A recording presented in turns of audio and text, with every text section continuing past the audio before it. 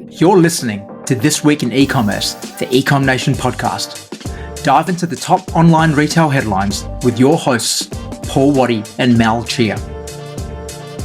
Let's load up the cart. This Week in E-Commerce, episode 15. I am Mal Chia, and with me is Paul Waddy. Paul, how are you? Good. How are you, Mal? How's your week been? The week's been good. A lot of Black Friday sales kicking off, which has been great. So glad to see a bunch of the brands I work with doing extremely well on their Black Friday, which is always good. It's kind of nice going into like the first weekend of sales, not too stressed about anything. So yeah, it's been good, hasn't it? A lot of Ecom Nation clients doing really well. There's a lot of day ones around the $500,000 or more mark, which is huge money. Huge money for 24 hours, isn't it? Certainly is. Well, we had one actually do like almost 3 million on their day one. Wow, amazing. Yeah. So some good news all around. And luckily, I caught up with a few of these brands today, and several of them were glad to report that they did this on a pretty good gross margin.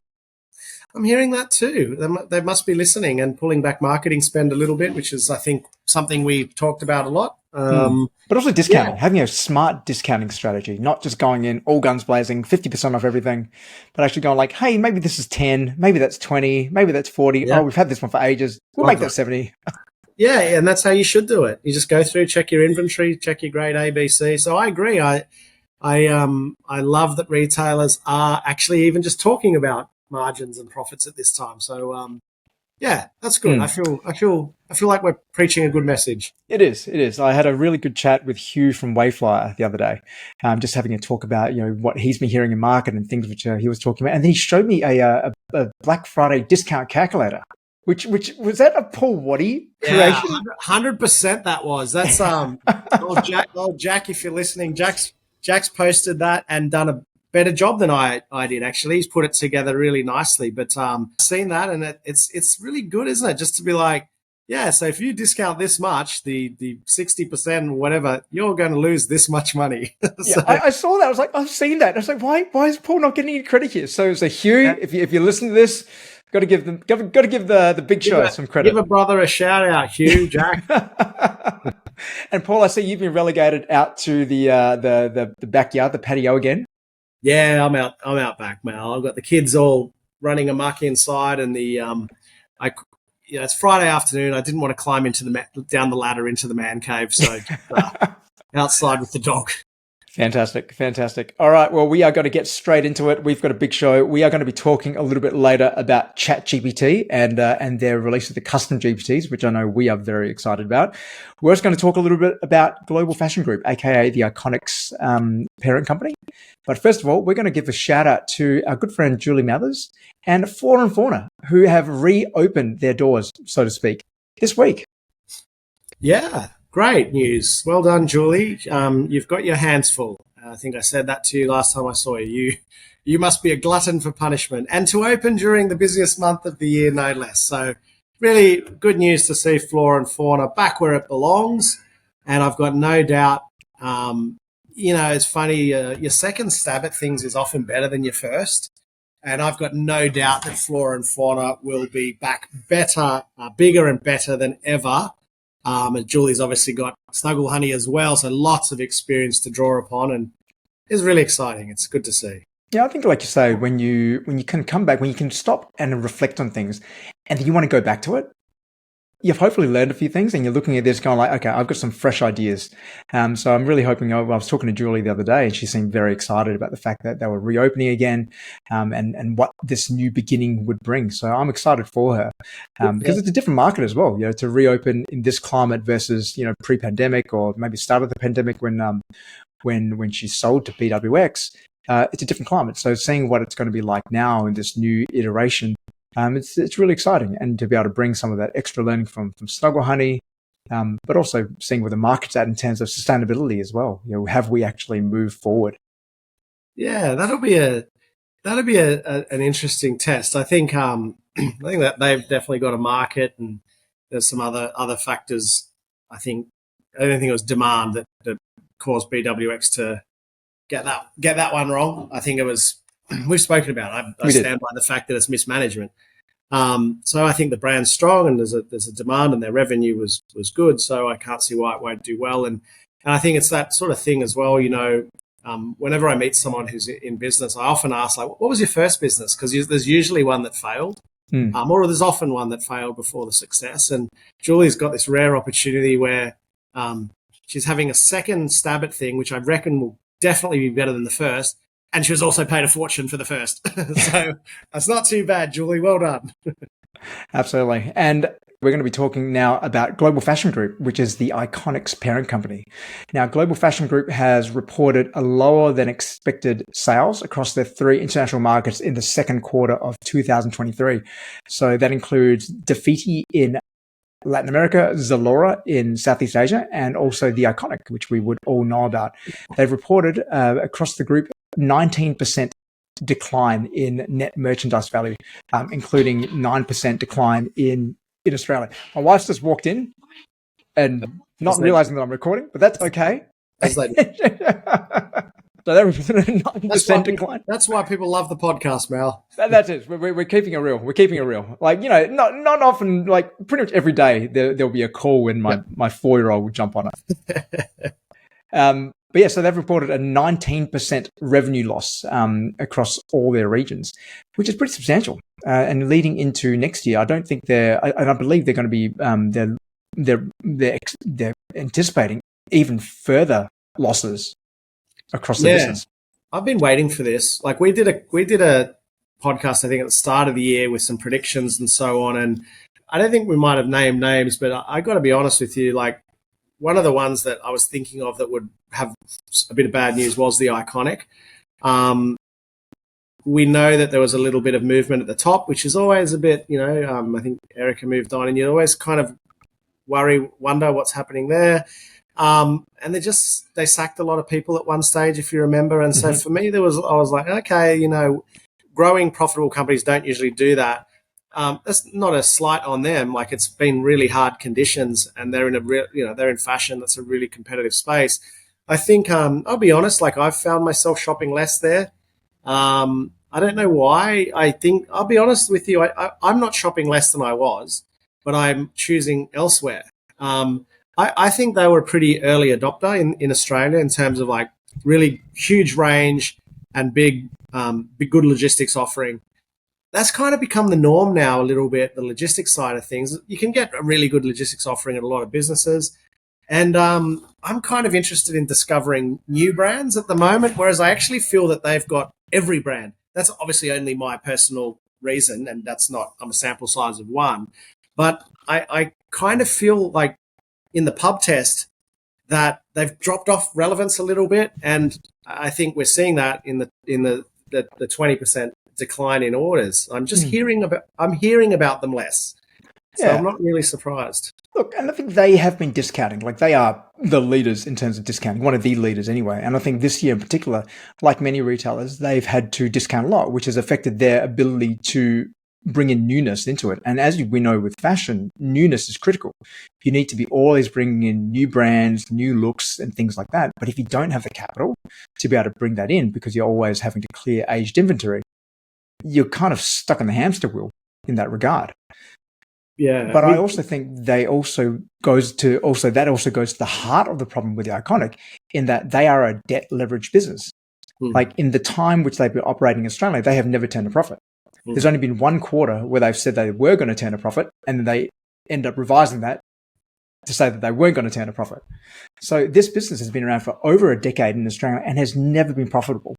And considering the size they are as well, and this current economic climate with rising interest rates and things like that, it puts a strain on your business, in your ability to actually, A, first of all, access capital, and B, being able to then reinvest that capital into growth like new products. Yeah, there was someone last week that we were talking about, might have been similar, but yeah, I think you're right. We talked about Culture Kings last week. Yeah, Culture Kings and some of these real big ones who are just, exactly. They're discounting and then margins are affected. But you're right. So if they've been around 10 years, they've never turned a profit. That means there's no dividends for the owners. That means that they're having to put more money in. Essentially, it means they have to put more money in each year to keep going, not to grow, to keep going. And what's the end game there? So the end game is to sell it to someone else. And that happens a lot, and it's obviously like happens in the big end of town, and they'll probably still sell and make lots of money, I guess, when they sell it. But it's not the way we should be thinking. I don't think we should always be thinking about running good, profitable business, which always sell for more anyway. So it's this idea that you hold on for an exit, and again, they'll probably get this. They've got to sell it at some point, otherwise, where's the liquidity event? But for us and the clients we work with, that's just not a viable option. You've just got to be profitable. I don't know what else there is to it. Like, who wants a business what you're pouring your heart and soul into, and then every year you got to tip more money into it, not pull money out, tip more in. I don't understand when that's ever been considered good business. But I go back about 5-6 years ago, and especially if you look at tech, like the Iconic followed a tech model of running a business, which was to get really big, really fast and establish a dominant position, and then think about making a profit. Same as Google, same as Uber, where I spent 3 years of my life. So Uber all that time was about how do we get ridiculously big and let's spend to get there. I think Uber has spent about $32 billion and has only just recently been barely profitable. But the whole business model was to just get really big, establish that market position. And Uber, in many respects, has done that. They've become part of the fabric of various cities. I know I use Uber for Uber Eats and transport all the time. I'm using Uber at least 3, 4, 5 times a week at an absolute minimum. Yeah. But you think about fashion, you can't do that in a retail business because you can't build moats like you can like an Uber, where Uber has a moat because they've got all the supply of cars, they've got the app, they've got all the restaurants on there, whereas the Iconic don't. Brands like the Iconic, yes, they can get really big, but you can also just substitute them for someone else. It's really hard to build a moat, particularly when you're not bringing that newness. Yeah, you're right. Uber's a unicorn. Uber's just one of those ones could lose money and still accrue in value. But the Iconic, you just don't want them to be the David Jones of online retail, like a great fashion destination that's worth nothing. Anyway, I think we sort of foresaw this, not because they're a poorly run company or anything. I mean, I've been a customer for years, but it's a really hard time. You can see they're in the discounting cycle. And I think, come back to this discounting thing, like no one really wants to discount. You do it because you have to. You're not, some do it twice a year, whatever, that's fine, clear old inventory. But when you're always on site, you're doing it because you have to, which means that there's a cash flow problem. So I think basically I would make the call that any business who's discounting every 2 or 3 months is worth nothing. They are on the ropes. So anyway, it's a shame. It's not a shame. They're still going, but it's just it's disappointing. Disappointing to see them not doing it. They are still gigantic. Like, don't get us wrong. They are still absolutely gigantic. When it comes to fashion, there's still billions of dollars. I'm not about to send them $5 or like a frozen meal, but nonetheless, the news is not positive. No. Which brings us to our final story and our big story, and one I'm very, very excited about, which our good friend Chat GPT, which we've been using for quite a while and is now I'm using in every single part of my life, whether it be choosing what meals I'm going to cook for my family tonight to planning out my schedule going to a heavy metal festival tomorrow. I'm using Chat GPT for everything. And this week, they announced the release of custom GPTs, which gives every single Chat GPT Plus and enterprise user the ability to create their own GPT and train it in however they want. Now, I think this is incredibly exciting because this unlocks so many opportunities for internal teams, for any business. We just speak to e-commerce founders in particular. E-commerce founders could potentially have access to a GPT which answers any of their questions about, let's say, paid media. You can now train a GPT about how to run ads. You can just put your question into there and it'll tell you what to do. So I'm very excited about this, Paul. I think this could be very revolutionary. I think a lot of people are probably going to be a bit threatened by it, but I think this is going to be a real game changer in terms of kind of unlocking a lot of potential in the world, in a lot of people. It's sort of like the mind boggles as to you could almost use it in any business in any scenario, and I think we're using this a lot. Chat GPT, and now creating your own GPTs is something we're going to dive further into. But I think this is a genuine game changer. Like, this is genuine AI that can be used by just about every company on the planet at some point. Whether it's improving your support, whether it's, an internal assistant, whether it's your own sidekick. Shopify's got Shopify Sidekick. It's basically that. It's like, cool, how do I do this? And obviously you've got to, whoever's building the GPT still has to be absolute gun in their field, and the inputs, garbage in, garbage out. But this is an absolute monster, and I'm really excited to see how people use this. And they've made it so accessible and so easy. So it's really, I mean, we're using it heaps. I'm using it like for my content plan personally, and scraping data from other people and putting it into Chat GPT. It's just every day or every week I'm finding a new way to use it. And these GPTs are going to be big, I think. It feels very much like Apple's App Store, or like the early days of that, where this is what Chat GPT, OpenAI are creating. They're effectively going to be creating the App Store for apps. Sorry, the App Store for AIs. And there's no better place to be. There's no better place to be than to own the platform, to own the pipes than what they're doing now. And as AI becomes more and more prevalent, I'm looking forward to seeing what other AIs get released. And there's already more and more, and just random ones about predicting the weather and how to write. Like copywriting, I think is something which is going out the window already. Sorry for anyone looking to write a book. Here's a new I would have used it to write my book 100%. But you're looking at all this, and I was speaking with a copywriter the other day who was saying that her business is down about 60 to 75% in the last 6 to 9 months, because more and more people are just going to Chat GPT. They don't need a copywriter to write an email anymore. They just need like this. These are my emails which have performed previously. I'm just going to put it in there. So I think for someone like that, the opportunity then becomes to, okay, well, how do I write an AI? How do I write a GPT to talk in a certain tone of voice, to write emails in a certain way, to prompt you with, okay, I want to write an email to sell my new activewear collection for Black Friday. Right. Tell me about the collection. Like, what's special about it? What's the price point? Who's the target market? And taking all these inputs that you're providing it, and then you've already pre-trained that GPT to then be able to spit out, great, here's your product description, here's your email, here's your this, here's your that, and just kind of doing everything for you. That's a great idea, and that's how she can use it. Like, yes, there's plenty of copy available, but it's not all good copy on Chat GPT. So that's somebody who has the opportunity to find that niche, maybe build her own GPT as the Ecom copy, or the women's apparel copy GPT, or whatever it might be, and train the GPT in your art, in your skill. And I think this is how people have to start using it. Whatever your skill set is, apply. Don't. You're not replaced by Chat GPT. Work with Chat GPT to make your own GPT, or your own content that still has your expertise. So I think it's only a good thing. Like, I think the smart people are going to absolutely kill it with Chat GPT. Smart businesses.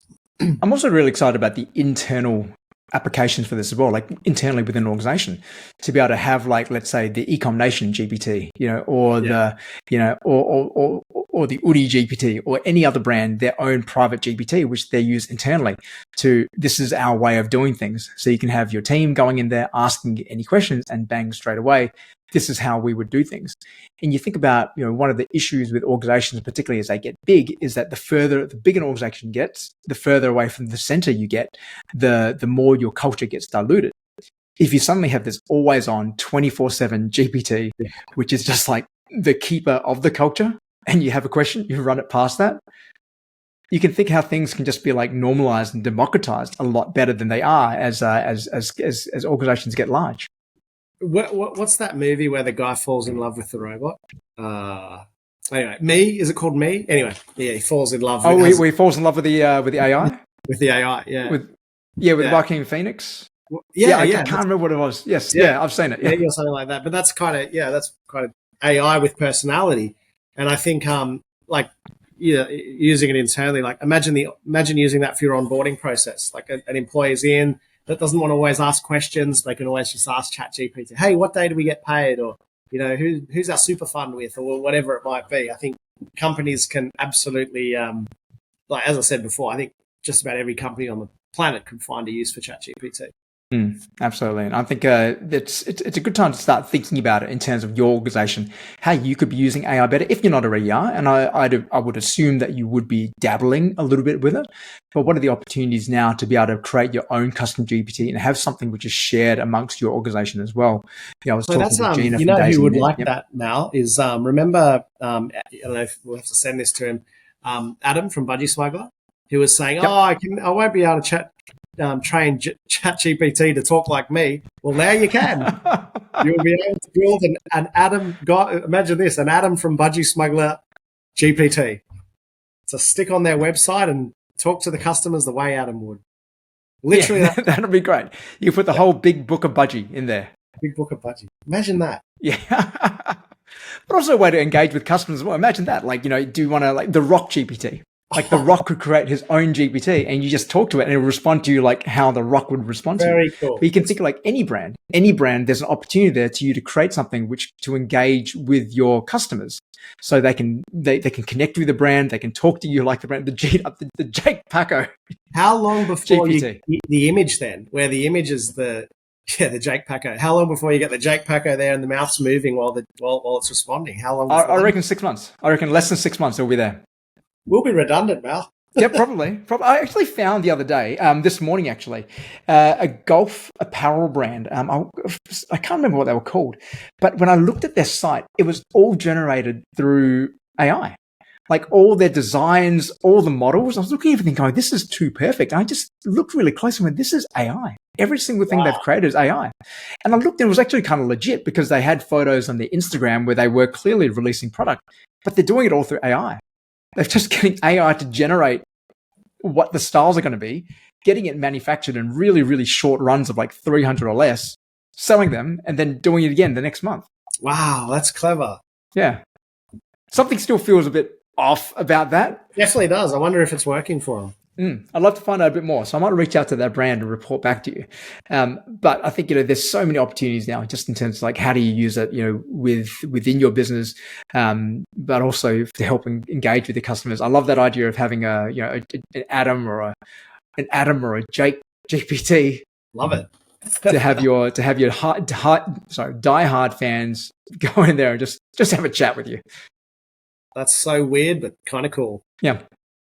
Only for the diehards. And on that note, Paul, we're going to keep this nice, short, sharp, and shiny today. That's all we have time for. Anything for our listeners to keep their ears to the ground for?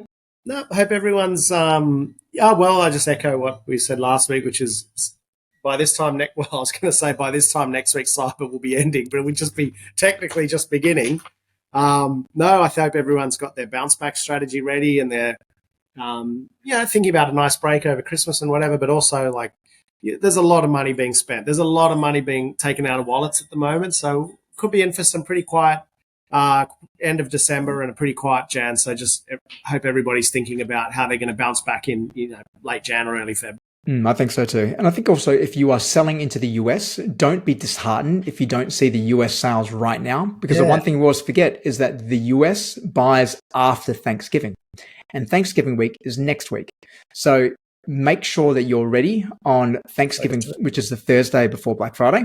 My hot tip for everyone is make sure you have some sort of email or SMS strategy for the US market at roughly about 4 to 5 p.m. next Thursday US time, because that's when they start opening their phones after they're sick of their families and start thinking about buying. That's what we forget here, that it's actually a holiday there. It's Thanksgiving. It's a huge deal. So they will actually shop on that day. So if you're listening and you're selling to the US, that's my hot tip for you. Good tip. Love it. All right, Paul. That's all we got time for. We'll see you next week. See you next week, Mel.